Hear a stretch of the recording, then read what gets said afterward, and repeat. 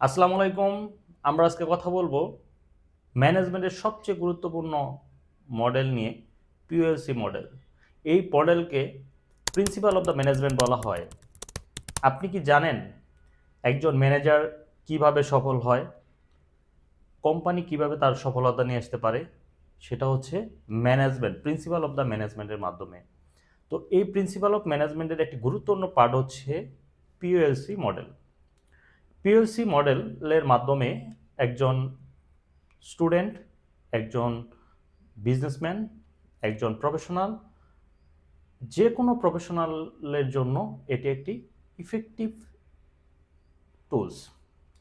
তো আমরা বলি তাহলে বুঝতে পারবেন।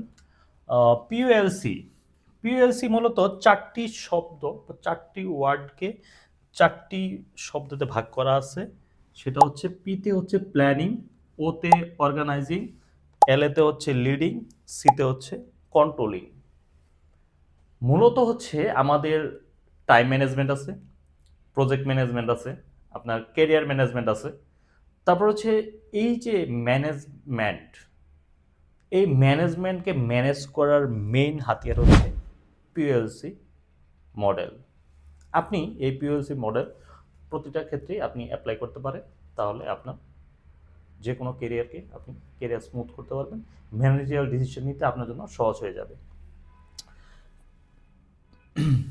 প্ল্যানিং।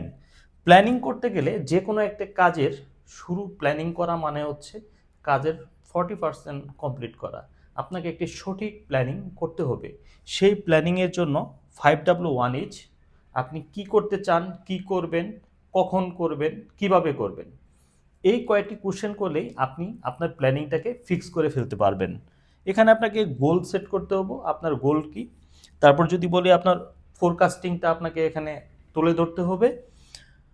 এখানে যদি বলি এক্সাম্পল, তাহলে হচ্ছে আপনি যদি অ্যানুয়াল প্ল্যান প্রজেক্ট বা আপনি যদি অ্যানুয়াল প্ল্যান করতে যান, তাহলে আপনাকে এই প্ল্যানিংয়ের এই 5W1H গোল এবং হচ্ছে ফোরকাস্ট, এই জিনিসগুলোকে অ্যাচিভ করে তারপরে আপনাকে ফাইনালি প্ল্যানিং কমপ্লিট করতে হবে। কেরিয়ার যদি রোডম্যাপ করতে চান, তাহলেও আপনাকে প্ল্যানিং করতে হবে। আপনি এই বছর কি পড়বেন, কি পড়া উচিত, কোন কোর্সটা করবেন, সেটা আপনি এখান থেকে পাবেন। অর্গানাইজিং। অর্গানাইজিং মূলত হচ্ছে আপনি কাজটাকে কিভাবে করবেন, কার মাধ্যমে করবেন, কি দিয়ে করবেন, সেই অর্গানাইজ করতে হবে। যদি বলি পিপল, মানি, ম্যাটেরিয়াল, এই তিনটি হচ্ছে মেইন থিং। মানে আপনাকে সাপ্লাই চেন, তারপর হচ্ছে আপনাকে ম্যানেজ শিডিউলিংকে এক্সিকিউশন করা, এই ব্যাপারগুলোকে আপনাকে ইমপ্লিমেন্ট করতে হবে। তাহলে আপনাকে তিনটি জিনিস লাগবে অর্গানাইজ করতে গেলে। একটা হচ্ছে পিপল মানে ম্যান, মানি, ম্যাটেরিয়াল। তাহলে এই অর্গানাইজেশন হয়ে গেলে সেখানে আপনাকে একটি কথা বলতে হয়, সেটা হচ্ছে রাইট পারসন, রাইট প্লেস। আপনাকে সঠিক মানুষকে সঠিক জায়গায় করাই হচ্ছে এখানে অর্গানাইজিংয়ের মেন কাজ। সবসময় মনে রাখবেন রাইট পারসন, রাইট প্লেস, তাহলে আপনার অর্গানাইজিংটা 100% সফলভাবে হবে। এরপর হচ্ছে লিডিং। লিডিং পর্যায়ে হচ্ছে আপনাকে কাজ সুপারভিশন, আপনাকে কাজকে দেখতে হবে, আপনার কাজের কি অবস্থা সেটা জানতে হবে। তার মানে লিডিংয়ে গেলে আপনাকে প্রপার সুপারভিশন করতে হবে, লিডারশিপ স্কিলটা করতে হবে, আপনার টিম নিয়ে কাজ করতে হবে, এবং সেখানে আপনি কতটুকু ইফোর্ট দিবেন সেটার উপরে আসবে, এবং মাঝে মাঝে আপনাকে মোটিভেট করতে হবে আপনার টিমকে। সো এটাই হচ্ছে মূলত লিডিংয়ের কাজ। এরপর হচ্ছে লাস্ট কন্ট্রোলিং। সেটা হচ্ছে যে আমার প্রোগ্রেস রিপোর্ট কোয়ালিটি ঠিকমতো হচ্ছে কিনা, ইন্সপেকশন ঠিকমতো হচ্ছে কিনা, অডিট হচ্ছে কিনা, আমাকে check, compare and correct measure নিতে হবে।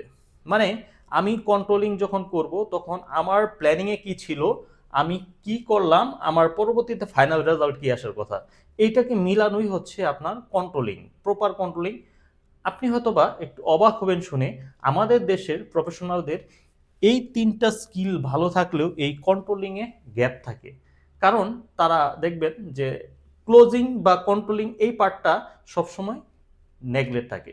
মানে আপনি একটা প্রজেক্টে প্ল্যান করছেন, সবই ঠিক আছে, আপনি আপনি হচ্ছে সেখানে অর্গানাইজও করছেন, আপনি সেখানে হচ্ছে লিডিংও দিয়েছেন, কিন্তু কন্ট্রোলিং মানে ফিনিশিংটা হয় না ঠিকমতো, কোয়ালিটি এনশিওর করাটা হয় না। তো একজন প্রজেক্ট ম্যানেজার অথবা আপনি যদি একজন যে কোনো কাজে ম্যানেজ করতে গেলে আপনি যদি পিএলসি অ্যাপ্লাই করেন এবং আপনি যদি ঠিক মতো চারটাকে কন্ট্রোল করতে পারেন, তাহলে আপনার ম্যানেজমেন্ট হবে বেস্ট ম্যানেজমেন্ট।